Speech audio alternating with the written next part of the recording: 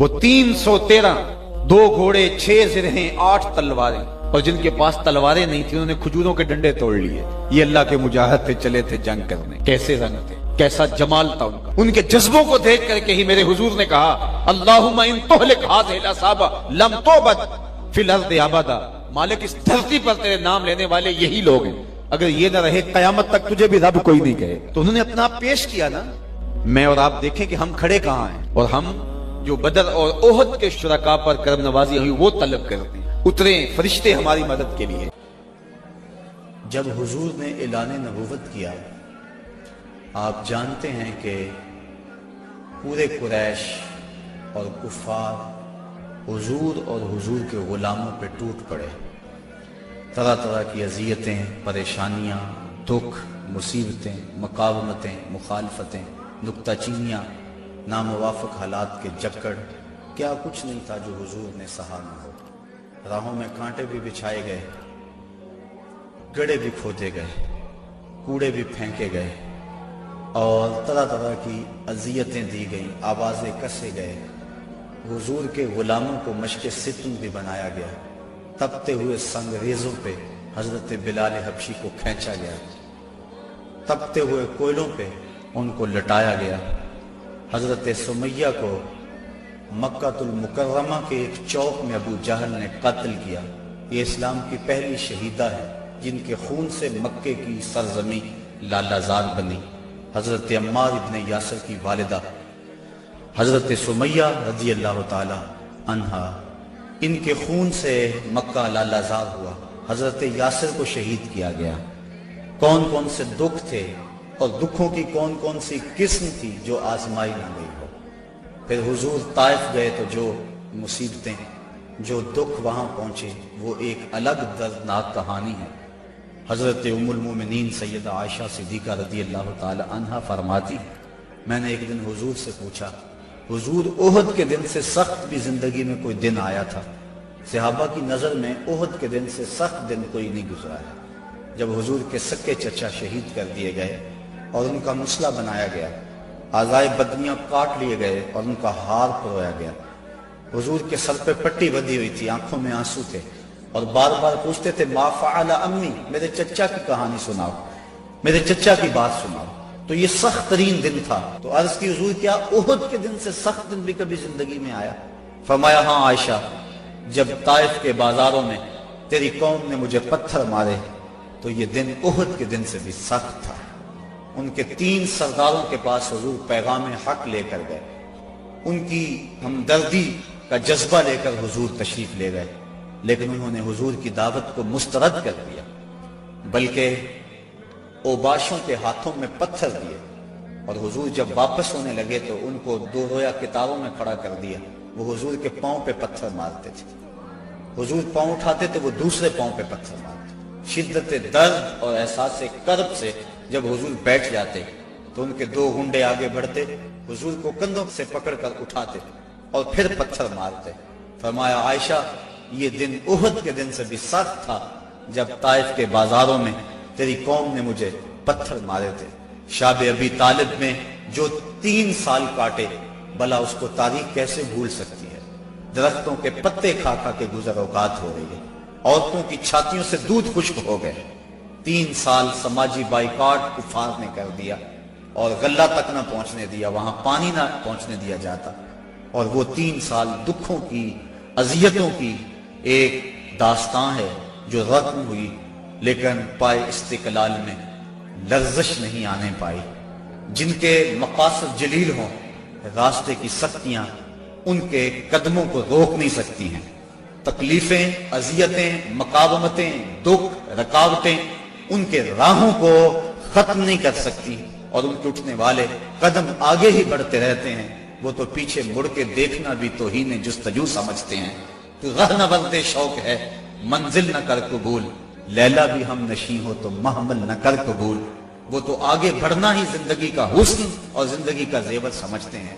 میرے اور آپ کے آقا و مولا صلی اللہ علیہ وآلہ وسلم نے سارے دکھ سہے، سارے غم جھولی میں ڈالے، ساری تکلیفیں سہی، زبان سے بد دعا بھی نہیں دی. طائف کے بازاروں میں جب یہ اذیت ناک مراحل سے گزرے اس وقت جو 7 صحابہ تھے انہوں نے عرض کی حضور ان کے لیے بد دعا بول دیں. فرمایا میں رحمت بن کے آیا ہوں, میں زحمت بن کر نہیں آیا. لیکن ان کا پہم جب اسرار ہوا تو حضور نے ہاتھ اٹھا دیے. صحابہ منتظر تھے, ابھی لب جنبش کریں گے اور ابھی آسمان سے پتھر برسیں گے, یہ 2 پہاڑ طائف کے آپس میں جڑ جائیں گے اور یہ درمیان میں پس جائیں گے. لیکن جب لب واہ ہوئے, کلمات کیا ترتیب پائے, اللہم اہد قومی فإنہم لا یعقلون. اے اللہ میری قوم کو ہدایت دے دے, یہ مجھے جانتی نہیں ہے. اگر جانتی ہوتی تو مجھے یوں پتھر نہ مارتی, میری راہوں میں پھول بچھاتی. تو پتھر کھا کر دعائیں دینا یہ نبی کا ہی حوصلہ ہے. بلکہ دعا کرتے ہیں الہی کرم کر کو سارے طائف کے مکینوں پر, الہی پھول برسا دے ان پتھروں والی زمینوں پر. فرمایا مجھے ان سے نہیں ان کی نسلوں سے ایمان کی توقع ہے. تو آقا کریم اس انداز کے اندر جو ہے وہ لوگوں کو دعائیں دیتے رہے. حضرت عمر فاروق رضی اللہ تعالیٰ عنہ تلوار کے دستے پہ ہاتھ رکھتے ہیں, حضور ہم کمزور تو نہیں ہیں. فرمایا عمر ابھی جہاد کا حکم نہیں آیا ہے. پھر حکم ہجرت آ گیا, چھوڑ دو اس بستی کو. مکے والے قدردان نہیں ہیں, یہ لوگ آپ کی راہوں میں کانٹے بچھا رہے ہیں, دکھ دے رہے ہیں. میرے محبوب چھوڑ دو, مدینے والے تمہاری راہیں تک رہیں. جاؤ جا کے انہیں اپنی زیارت کی دولت سے مالا مال کرو, وہ تمہارے پہ فدا ہونے کے لیے ہر لمحہ تیار ہیں. حضور جب گئے, اہل مدینہ نے جس انداز سے استقبال کیا وہ تاریخ کا روشن باب ہے. طلع البدر علینا کی صدائیں جس طرح گونجی, کہیں معصوم ننھی بچیاں تھی دف بجاتی تھی, رسول پاک کی جانب اشارے کر کے گاتی تھی اور کہتی کیا تھی, ہم ہیں بچیاں نجار کے عالی گھرانے کی, خوشی ہے آمنہ کے لال کے تشریف لانے. عجیب ماحول تھا, مدینہ چمک رہا تھا, ہر گھر میں خوشی تھی.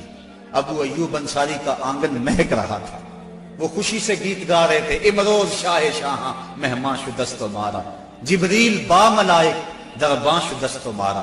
لوگوں آج شاہوں کا شاہ ہمارے گھر کا مہمان بنا ہوا ہے, جبریل بھی فرشتوں کو لے کر آج ہمارے گھر کا پہرا دے رہا ہے.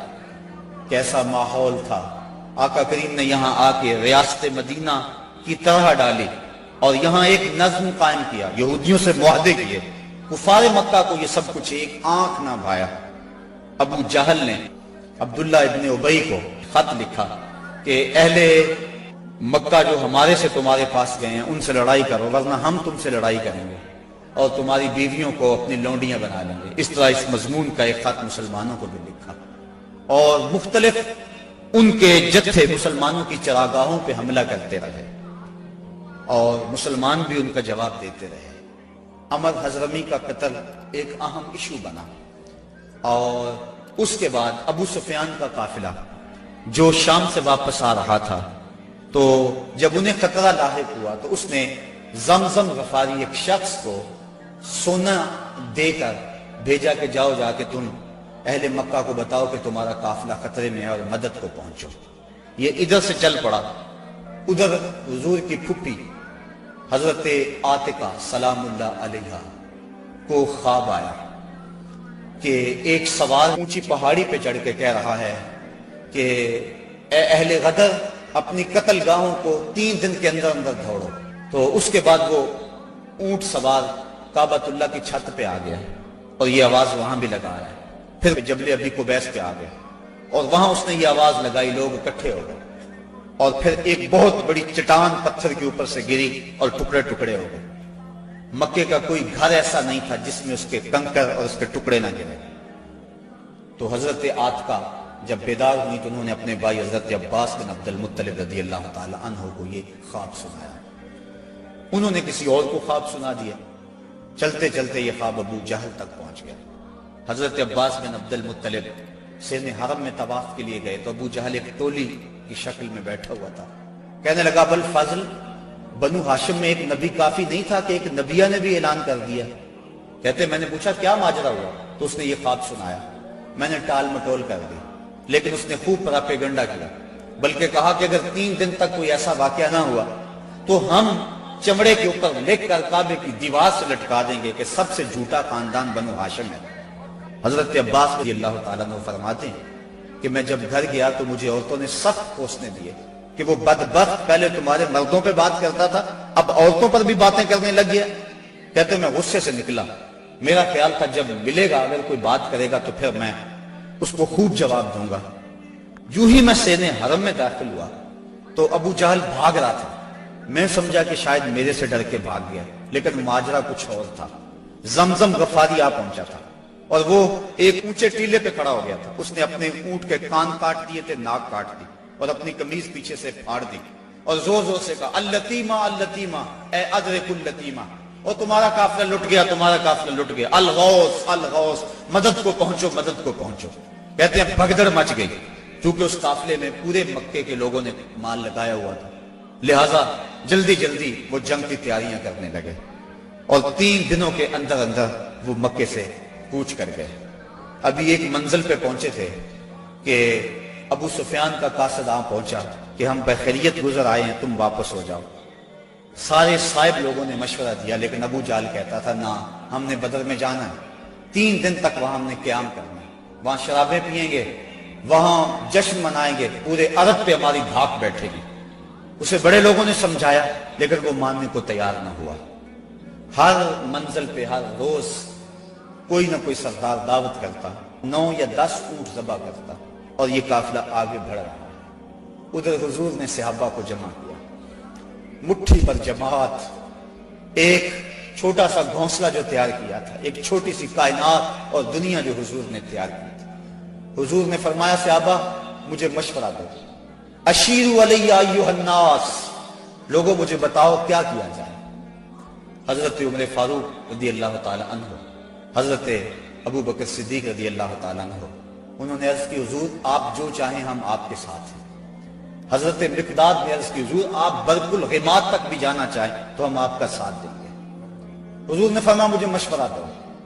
ابو بکر و عمر نے عرض کی اے ہادی دورہ، ہمارے مال و جاں اولاد سب کچھ آپ پر قربان، غلامان محمد جان دینے سے نہیں ڈرتے، یہ سر کٹ جائے یا رہ جائے کچھ پرواہ نہیں کرتے۔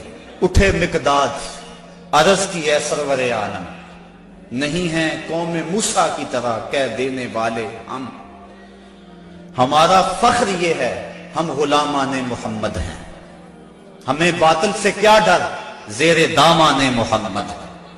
حضور علیہ السلام نے پھر فرمایا شیرو علیہ ایھا الناس، لوگوں مجھے مشورہ دو۔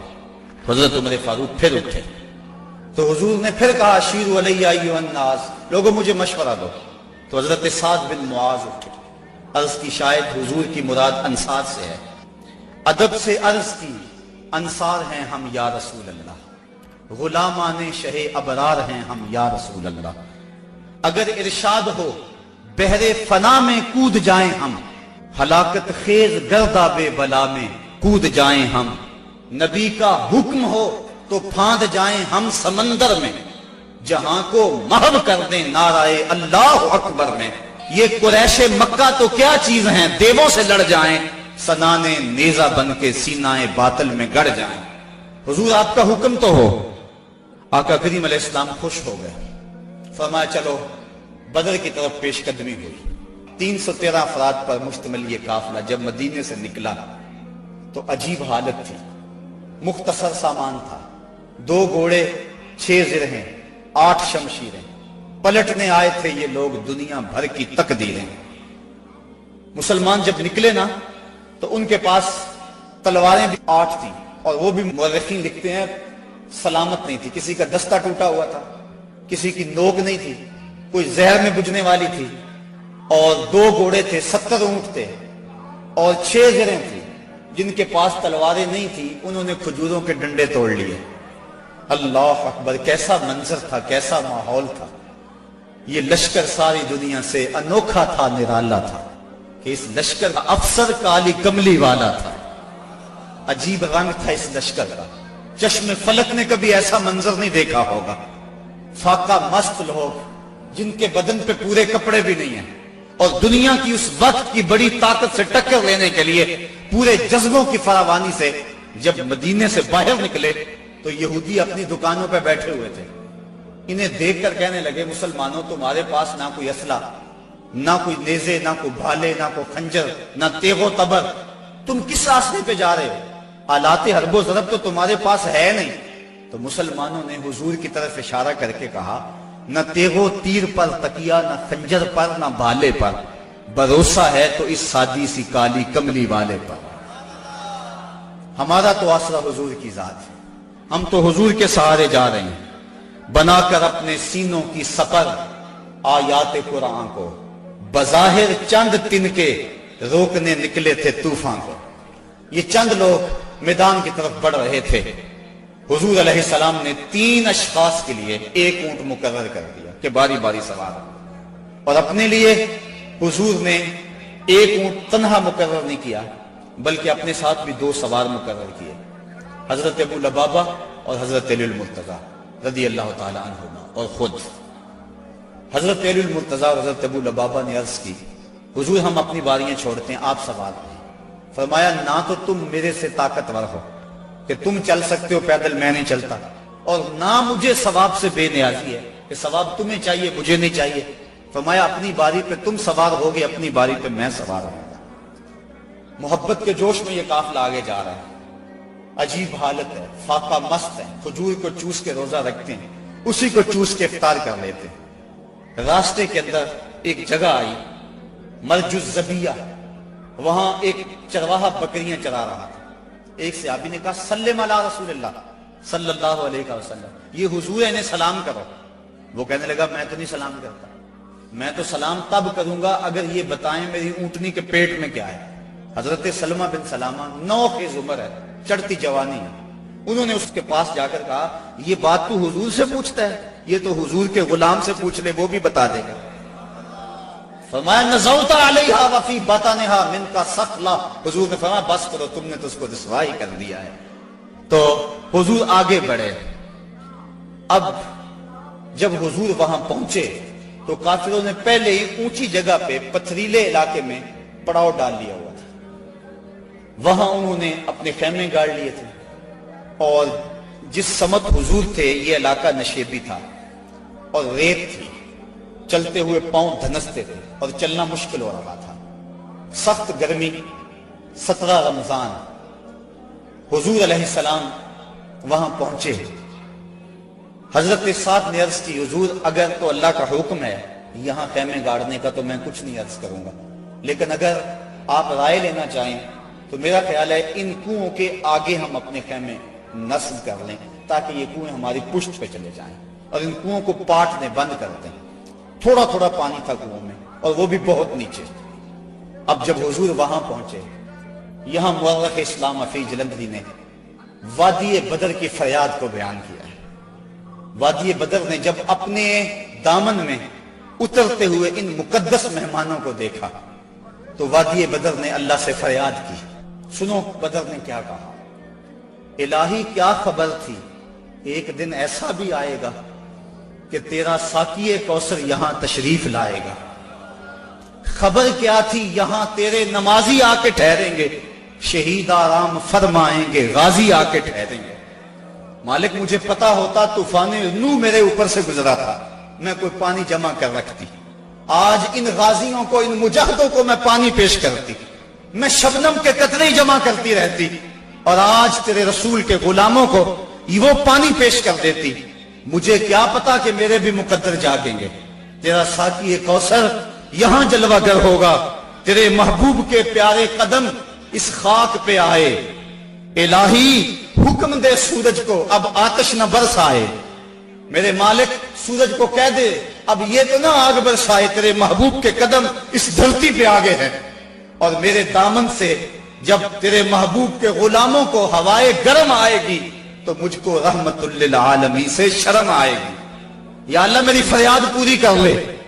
उस वादी ने फरियाद की और दुआ करते हुए वादी ने कहा बराए चंद साअत अबरे 12 भेज दे या रब, बराए चंद साअत अबरे 12 भेज दे या रब, बहारा भेज दे या रब, बहारा भेज दे या रब। वादी ने ये दुआ की, दुआ सहरा ने मांगी, दाम ने उम्मीद फैलाकर, यकायक अबरे 12 आसमां पर छा गया आकर। मदीने की बुलंदी से जो रहमत की घटा उठी तो इस्तिकबाल को फिरदौस की ठंडी हवा उठी। अजीब मंजर बन गया, अचानक बारिश बरसना शुरू हो गई। اور یہ نشیبی علاقے کے اندر جو ریت تھی وہ جم گئی اور حوض پانی سے بھر گیا، اوپر کیچڑ ہو گیا، وہ چلتے ہیں تو ان کے پاؤں پھسلتے ہیں اور یہاں پاؤں جمنے لگے۔ یہ اللہ کی پہلی مدد تھی جو بدر میں مسلمانوں کو پہنچی۔ رات ہوئی، کفار نے عیش و نشاط کی بزم سجائی، لونڈیاں ساتھ آئی تھیں اور گانے والی عورتیں ساتھ تھی جو گا گا کے ان کو دادے عیش دیتی تھی، شرابوں کے جام لڑائے جانے لگے۔ ادھر فاقہ مستوں کی یہ مٹھی بھر جماعت، حضور کے لیے مسجد عریش بنائی گئی، ایک چھپر تیار کیا گیا۔ حضرت ابوبکر صدیق رضی اللہ تعالیٰ عنہ حضور کے پیرے کے لیے کھڑے ہو گئے۔ فرماتے ہیں ساری رات حضور نے سجدوں میں، قیام میں اور رکوع میں گزار دی۔ ساری رات اللہ کی بارگاہ میں روتے رہے اور اللہ کی بارگاہ میں عرض کرتے رہے، اللہم ھذا قریش اقبلت بخیلائھا وفخرھا تحادک وتکذب رسولک اللہم فنصرک الذی وعدتنی۔ اے اللہ، یہ قریش بڑے فخر سے آئے ہیں، تجھے بھی جھٹلاتے ہیں، تیرے رسول کی بھی تکذیب کرتے ہیں، میرے مالک جو میرے سے وعدہ کیا ہے وہ وعدہ پورا کرتے۔ حضرت ابوبکر صدیق رضی اللہ تعالیٰ عنہ فرماتے ہیں حضور کی چادر انور سر سے سرک کے کندھوں پہ آ جاتی اور کندھوں سے سرک کے حضور کی کمر پہ آ جاتی، اور میں حضور کی چادر دوبارہ سر پہ دیتا اور عرض کرتا بس کرو یا رسول اللہ، بس کرو، اللہ کی مدد آ جائے گی، بس کرو۔ لیکن حضور بار بار کہتے یا حیو یا قیوم، یا حیو یا قیوم۔ ساری رات حضور نے دعاؤں میں گزار دی۔ جب سحری کا وقت ہوا، نماز ہوئی، حضور نے لوگوں کو کہا لوگوں صفیں سیدھی کر لو۔ حضور نے ہاتھ میں چھڑی یا کوئی تیر پکڑا ہوا ہے اور لوگوں کو کہا کہ صفیں سیدھی کرو۔ حضرت سواد رضی اللہ تعالیٰ عنہ ایک صحابی تھے، وہ سب سے تھوڑا سا آگے بڑھ گئے۔ حضور نے وہ چھڑی سے ان کے پیٹ میں ٹھوکر دی کہ استوی یا سواد، سواد سیدھے ہو جاؤ۔ تو حضرت سواد سیدھے ہو گئے، ساتھ ہی عرض کرنے لگے حضور مجھے اس کی بڑی تکلیف ہوئی ہے، درد ہوا ہے، میں آپ سے بدلہ چاہتا ہوں، قصاص مانگتا ہوں۔ سارے صحابہ ان کے کان کھڑے ہو گئے، اس حالت میں یہ کیا کہہ رہا ہے؟ حضور نے فرمایا اچھا بدلہ لے لے۔ عرض کی حضور جب آپ نے مجھے چھڑی ماری تھی تو میرا پیٹ برہنہ تھا، حضور نے زرہ کے بند کھول دیے اور پیٹ ننگا کر دیا۔ حضرت سواد نے جب حضور کے چمکتے ہوئے بطن کو دیکھا فقبل بطنہ، تو چمٹ گئے اور حضور کے پیٹ کو چومنے لگے۔ حضور نے فرمایا سواد تجھے اس چیز پہ کس نے ابھارا؟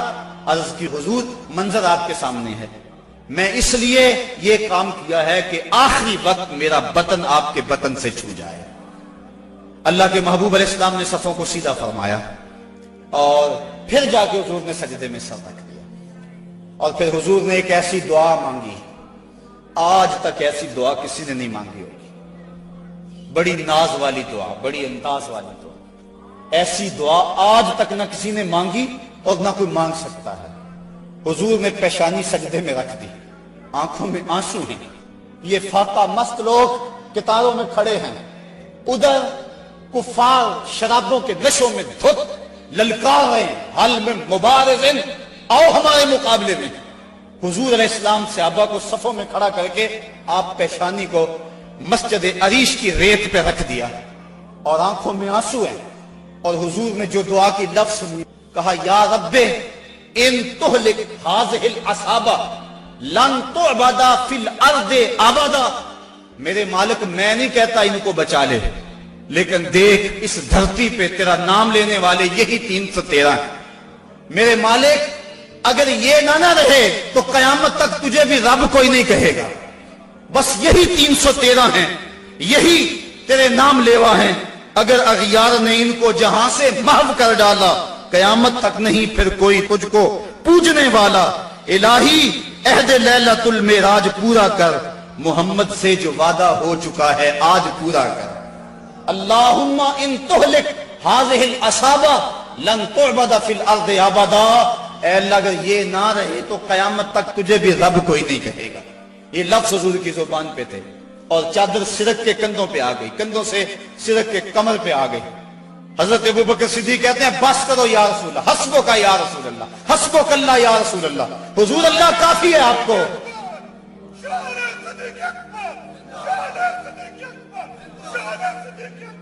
تو کہا حضور بس کرو بس کرو، اللہ کی مدد آ گئی، لیکن حضور کی آنکھوں میں مسلسل آنسو ہیں اور کہتے ہیں مالک یہی مٹھی بھر میری زندگی کی کمائی ہے، یہی 313 ہے تیرے نام لیوا روئے زمین پہ، اگر یہ نہ رہے تو قیامت تک تجھے بھی کوئی رب نہیں کہے گا۔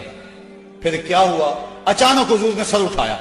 حضرت ابوبکر صدیق فرماتے ہیں میں دیکھ رہا تھا، حضور نے فرمایا ابشر یا ابا بکر اتاک نصر اللہ ھذا جبریل آخذ بعنان فرسہ، ابو بکر بشارت ہو، مبارک ہو، وہ دیکھو اللہ کی مدد آ گئی ہے، وہ دیکھو جبریل گھوڑے پہ سوار ہیں اور گھوڑے کی لگام کو تھامے ہوئے ہیں اور گھوڑے کے پاؤں کے اوپر گرد جمی ہوئی ہے، وہ دیکھو اللہ کی مدد آ گئی۔ اللہ اکبر۔ حضور علیہ السلام یا حیو یا قیوم کا وظیفہ پڑھ رہے ہیں، ادھر کافروں نے کہا حل میں مبارز ہیں۔ حضور نے 3 انصاری جوان بھیجے، حضرت حارث، حضرت معاذ اور حضرت معوذ۔ قریش نے پوچھا کون؟ کہا ہم رہط من الانصار، انصار میں سے ہم کچھ لوگ ہیں۔ کہا جاؤ چلے جاؤ، ہمارا تمہارے سے کوئی مقابلہ نہیں، ہمارے جوڑ کے لوگ بھیجو، ہم اپنے جوڑ کے لوگوں سے لڑا کرتے ہیں۔ انہوں نے آ کر حضور سے عرض کی حضور یہ بڑے متکبر ہیں، کہتے ہیں تم ہمارے جوڑ کے نہیں ہو۔ حضور علیہ السلام نے فرمایا قم یا عبیدہ، قم یا حمزہ، قم یا علی۔ عبیدہ تم اٹھو، حمزہ تم اٹھو، علی تم اٹھو۔ کہا جاؤ تم جوڑ کے ہو بلکہ ان کو توڑ کے آؤ۔ حضرت علی، حضرت حمزہ اور حضرت عبیدہ تینوں گئے۔ انہوں نے پوچھا کون؟ چونکہ انہوں نے زرہیں پہنی ہوئی تھی، اپنے نام بتائے۔ انہوں نے کہا اکفاؤن کرامن، ہاں اب ہمارے جوڑ کے آ گئے۔ پھر حضرت علی المرتضیٰ جھپٹے اور ایک بار میں اپنے دشمن کا کام تمام کر دیا۔ شیبہ، عتبہ اور ولید یہ تینوں مقابلے میں آئے تھے۔ حضرت حمزہ نے بھی چند لمحوں کے اندر جو ہے ان کا کام تمام کر دیا۔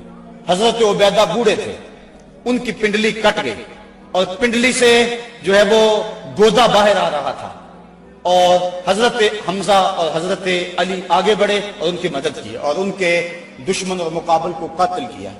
حضرت عبیدہ کی آنکھیں کچھ ڈھونڈ رہی ہیں، پھر اچانک حضور نظر آئے تو وہاں گھسیٹ کے آپ کو حضور کی طرف کرنے لگے۔ آقا کریم نے دیکھا تو جلدی جلدی آئے۔ حضرت عبیدہ نے اپنا سر حضور کے قدموں پہ رکھ دیا اور کیا کہا؟ کہا حضور کیا میں شہید نہیں ہوں؟ تو حضور نے فرمایا اشہد انک شہید، میں گواہی دیتا ہوں تم پکے شہید ہو۔ پھر حضور کے قدموں پہ سر رکھا ہوا تھا کہ حضرت عبیدہ کی روح پرواز کر گئی۔ گر وقت اجل سر تیری چوکھٹ پہ دھرا ہو، جتنی ہو قضا ایک ہی سجدے میں ادا ہو، مزہ سردار مرندہ انج آؤندہ، میت یار دے بوئے تے پئی ہوئے۔ حضرت حارثہ رضی اللہ تعالیٰ عنہ ایک صحابی، ان کو تیر لگا، وہ شہید ہو گئے۔ ذرا منظر دیکھیے بدر کا۔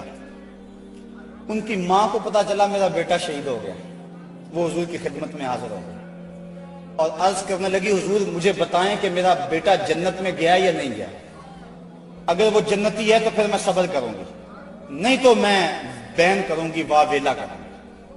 حضور علیہ السلام نے جو جواب دیا سنیے کیا خوبصورت جواب تھا۔ حضور نے فرمایا آبا حبلت یا امہ حارثہ، حارثہ کی امی تجھے کیا ہو گیا ہے؟ جنت ایک نہیں ہے، جنت اللہ نے کئی بنائی ہیں، اور انا ابنا کا اصحاب الفردوس الاعلی، اور تیرا بیٹا حارثہ جنت کے سب سے اونچے درجے فردوس میں ہے۔ تو جب اس نے یہ بات سنی نا تو وہ خوشی سے جھومنے لگی، اس نے کہا بخ بخ لکا یا حارثہ، حارثہ واہ واہ مبارک ہو تجھے، تو جنت کا راہی بن گیا ہے۔ اللہ اکبر۔ اب حضور علیہ السلام اسی چھپر میں بیٹھے۔ حضرت علی المرتضیٰ فرماتے ہیں میں جنگ کرتا اور کئی کافروں کو جہنم رسید کرتا، پھر مجھے شوق ہوتا میں حضور کے پاس جاتا اور میں دیکھتا حضور سجدے میں سر رکھا ہوا ہے اور کہتے ہیں یا حیو یا قیوم، یا حیو یا قیوم، یہ لفظ حضور کی زبان پہ۔ میں 3 مرتبہ گیا اور تینوں مرتبہ جو ہے وہ حضور کی زبان پہ یہی لفظ تھے اور سر سجدے میں تھا۔ اس کے بعد پھر گمسان کا رنگ پڑا اور کافروں نے یک بارگی حملہ کر دیا۔ حضرت علی المرتضیٰ سے روایت ہے، فرماتے ہیں جب سب نے یک بارگی حملہ کیا نا تو ہم نے کیا دیکھا کہ حضور بھی اٹھ کے آ گئے۔ اللہ اکبر۔ فلک سہما ہوا تھا کافروں کی چیرہ دستی سے، زمین شک ہو رہی تھی غلبہ باطل پرستی سے، مگر جب کملی والا آ گیا اٹھ کر مسلح سے، خدائی ہو گئی محفوظ کافروں کے حلے سے، صدائے نعرہ تکبیر سے تھرا اٹھی وادی، کہ امت کے ضعیفوں کی مدد کو آ گیا ہادی، نہ ہتھوں کو سہارا مل گیا دستے پیمبر سے، زمانہ گونج اٹھا نعرہ اللہ اکبر سے، فضا میں ہر سمت لہرا گیا اسلام کا جھنڈا، برائے اہل عالم امن کے پیغام کا جھنڈا۔ حضور مصلی سے اٹھ کر میدان میں آ گئے، فرماتے ہیں کہ میں نے دیکھا کہ کافروں پر سب سے بڑھ کر جو آگے حملہ کرتا تھا وہ اللہ کے رسول صلی اللہ علیہ وسلم۔ حضور بڑھ بڑھ کے حملہ کرتے تھے اور فرمایا قوموا الی الجنہ عرضها السماوات والارض، نکلو اس جنت کی طرف جس کی چوڑائی زمین و آسمان کے برابر ہے۔ حضور یہ پڑھتے جا رہے تھے قوموا الی الجنہ، بڑھو بڑھو جنت کی طرف۔ ایک صحابی تھے اللہ اکبر، وہ کہنے لگے بخن بخن یا رسول اللہ عرضها السماوات والارض، واہ واہ حضور کیا جنت کی چڑھائی زمین و آسمان کے برابر ہے؟ حضور فرمایا ہاں عرضها السماوات والارض۔ تو وہ کھجوریں کھا رہے تھے، انہوں نے کھجوریں پھینک دی، کہا پھر میرے اور جنت کے راستے میں یہ کھجوریں رکاوٹ بنی ہوئی ہیں، اور میدان میں کود گئے اور داد شجاعت دیتے ہوئے جام شہادت نوش کر لیا۔ پھر ابو جہل نے سوچا کہ یہ تو پانسا پلٹ گیا، تو اس نے کہا آواز دو لنا عزا ولا عزا لکم، ہمارے پاس عزا ہے تمہارے پاس عزا کوئی نہیں۔ حضور نے فرمایا تم بھی اونچی جگہ پہ چڑھ جاؤ، اپنے غلاموں کو فرمایا، اور جب وہ کہتے ہیں لنا عزا ولا عزا لکم، اور تم جواب کے اندر کہو اللہ مولانا ولا مولا لکم، اللہ ہمارا مولا ہے تمہارا مولا ہی کوئی نہیں ہے۔ فرمایا یہ آواز دو، اب یہ آواز دی جا رہی، کیسا منظر ہے بدر کا، اللہ اکبر، حق اور باطل ٹکرا رہے ہیں۔ اللہ نے بھی اس دن کو یوم فرقان کہہ کے پکارا، حق اور باطل ٹکرا رہے ہیں۔ حضرت عبد الرحمن بن عوف رضی اللہ تعالیٰ عنہ فرماتے ہیں، عشرہ مبشرہ میں سے، فرماتے ہیں میں کھڑا تھا کہ دو لڑکے آ گئے، نو عمر، کہنے لگے چچا ابو جہل کو جانتے ہیں؟ میں نے کہا بیٹا تم نے کیا کرنا ہے؟ کہنے لگے ہم نے قسم کھائی ہے یا مر جائیں گے یا ماریں گے، کیونکہ سنا ہے وہ حضور کو گالیاں دیتا ہے۔ میں نے کہا اس کے گرد تو بہت بڑا دستہ ہے ایک فوج کا۔ وہ کہنے لگے یہ دستہ اسرائیل کا راستہ نہیں روک سکتا۔ کہتے میں نے اشارہ کیا وہ ابو جہل ہے۔ کہتے ابھی میری انگلی اٹھی تھی، میں نے دیکھا شہبازوں کی طرح جھپٹ کے وہ ابو جہل کے اوپر ٹوٹ پڑے۔ لڑتے لڑتے ایک کا بازو کٹ گیا، لیکن اس کا چمڑا جو تھا وہ اڑا رہا، جس کی وجہ سے لڑتے لڑتے رکاوٹ ہوتی تھی۔ اس نے اپنے ہاتھ کو پاؤں تلے رکھ کے توڑ کے پھینک دیا۔ جو جہاد کے راستے کے اندر رکاوٹ بنتا ہے وہ اپنا بازو بھی ہو تو اس کو ہٹا دیں گے راستے سے۔ ابو جہل کی ٹانگیں کاٹی اور پھر دوڑے دوڑے حضور کے پاس آئے، ننھی ننھی تلواریں، چھوٹے چھوٹے بچے، معاذ اور محوذ افرا کے بیٹے، یہ دونوں حضور کے پاس آئے اور کہنے لگے حضور، ایک نے کہا حضور ہم نے ابو جہل کو قتل کیا، دوسرا کہنے لگا نہیں نہیں حضور میں نے قتل کیا۔ یہ آپس کے اندر میٹھی لڑائی لڑنے لگے۔ حضور فرمانے لگے تم نے تلواروں کو دھویا تو نہیں ابھی؟ کہا نہیں حضور۔ فرمایا لاؤ اپنی تلواریں۔ تو جب تلواریں لائی گئی تو دونوں کو خون لگا ہوا تھا۔ حضور نے فرمایا کلاکما قتلہ، تم دونوں نے مل کر اسے قتل کیا۔ تو یہ غزوہ جاری تھا اور کافر کٹ کٹ کے گر رہے تھے اور اللہ تعالیٰ نے اسلام کو فتح دی۔ 70 کافر مارے گئے، 70 کافر موقع پہ قتل ہو گئے، 70 افراد کو گرفتار کر لیا گیا، باقی دم دبا کے بھاگ گئے۔ اور سخت سراسیمگی کا عالم، نعرے تکبیر کے لگ رہے ہیں، صحابہ حضور کو دیکھتے ہیں اور میدان جنگ کے اندر کود پڑتے ہیں۔ آواز آتی ہے اقدم ہیزوم، ہیزوم آگے بڑھو۔ صحابہ نے عرض کی حضور یہ ہیزوم کون ہے؟ اور آواز دینے والا بھی نظر نہیں آتا۔ فرمایا یہ جبریل کی آواز ہے، اور ہیزوم جبریل کے گھوڑے کا نام ہے۔ وہ اپنے گھوڑے کو کہتا تو بھی آگے ہو جا۔ شانہ بشانہ مسلمانوں کے جبریل بھی لڑ رہا تھا، وہ بھی جہاد میں تھا۔ اللہ اکبر۔ اللہ نے اسلام کی فتح کی، اسلام کو کامیابی دی۔ اللہ کے محبوب علیہ السلام نے اللہ کا شکر ادا کیا اور لڑتے لڑتے کئی مناظر آئے۔ حضرت عکاشہ کی تلوار ٹوٹ گئی تو وہ حضور کی خدمت میں حاضر ہوئے، حضور تلوار ٹوٹ گئی ہے تو حضور کے ہاتھ میں ایک ڈنڈا تھا، وہی اس کو دے دیا۔ فرمایا قاتل بہذا یا عکاشہ، عکاشہ اس کے ساتھ لڑو۔ کہتے ہیں جب یوں لہرایا تو وہ لوہے کی تلوار بن گئی اور ساری زندگی حضرت عکاشہ کے ساتھ وہ تلوار رہی۔ حضرت قتادہ کہتے ہیں کہ میرے یہاں تیر لگا آنکھ کے قریب اور آنکھ کا ڈیلا باہر آ گیا۔ میں حضور کی خدمت میں حاضر ہوا، حضور نے اپنا لعاب لگایا اور جہاں وہ ڈیلا تھا وہیں رکھ دیا۔ وَقَانَ لَا يَدْرِي أَيُّ عَيْنَيْهِ أُصِيبَتْ، حضرت قتادہ کو پتہ نہیں چلتا تھا کہ آنکھ خراب کون سی ہوئی تھی، یعنی دونوں کی روشنی ایک جیسی تھی اور کوئی نشان بھی باقی نہیں رہا تھا۔ یہ حضور کے لعاب کی برکتیں تھیں۔ اللہ نے اسلام کو فتح دے دی. حضور علیہ السلام 3 دن وہاں قیام فرمایا. قیام فرمانے کے بعد حضور وہاں چلے. راستے میں ایک جگہ پہ حضور نے پڑاؤ کیا تو جبریل آ گئے اور جبریل نے کہا رضیتا یا رسول اللہ, حضور آپ راضی ہوئے ہیں کہ نہیں ہوئے ہیں؟ حضور نے فرمایا میں راضی ہو گیا ہوں. کہا مجھے اللہ نے کہا ہے کہ میرے محبوب سے پوچھ کر آنا ہے, اگر اجازت دے تو آنا ہے. تو میں اجازت چاہتا ہوں. حضور فرمایا چلے جاؤ. حضور نے حضرت عبداللہ بن رواحہ اور حضرت زید بن حارثہ